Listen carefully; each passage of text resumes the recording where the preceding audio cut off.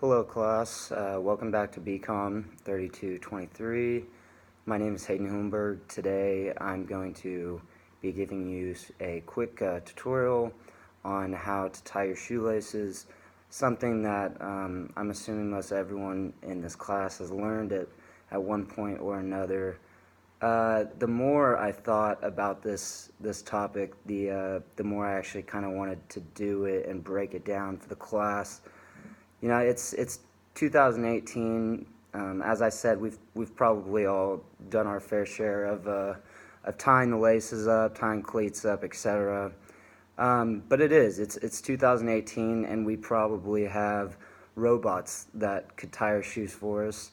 However, we are still here and tying our shoes every day and taking them off every day. So hopefully this can be a quick and easy tutorial for you to understand and get those shoes tied if you don't know how to already. So today I'm going to be tying the right foot of a regular New Balance tennis shoe, and it kind of goes without saying there's really two ways that that you could tie a shoe, and you can either do a single loop, or people tend to call it the bunny ears loop. Either way, whichever route you do choose, you still are going to be starting the same. So whenever you do start tying a shoe, you first are going to have one lace in each shoe, or in each hand, excuse me. And then the first step in tying a shoe is to cross these strings and simultaneously switch hands. Now, as you can see, there is a pretty perfect X towards the top of the shoe.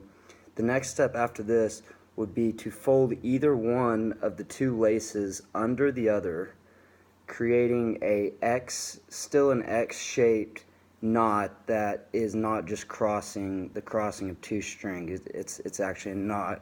And then this is going to tighten down to the base of the top of the shoe.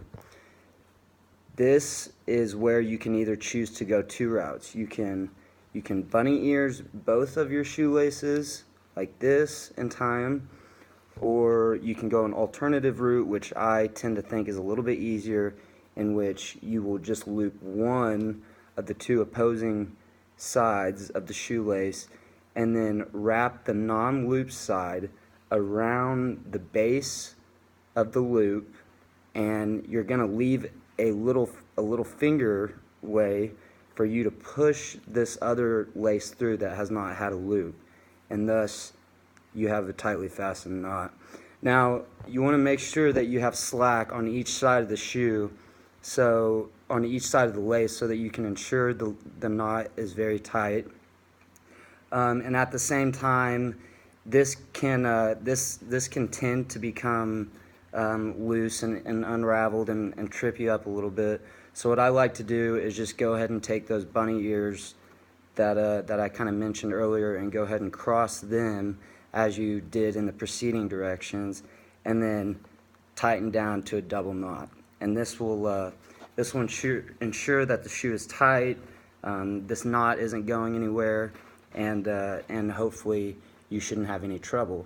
And these steps are going to be repeated the exact same on the left foot. Like I said, you have two options. You can do the double bunny ears, or you can just do one loop, swoop, and pull, and that's how you tie a shoe. So I hope this was informative and pretty clear. If it wasn't, then maybe we could get together after class. But I hope I taught you how to tie your shoes. Thank you.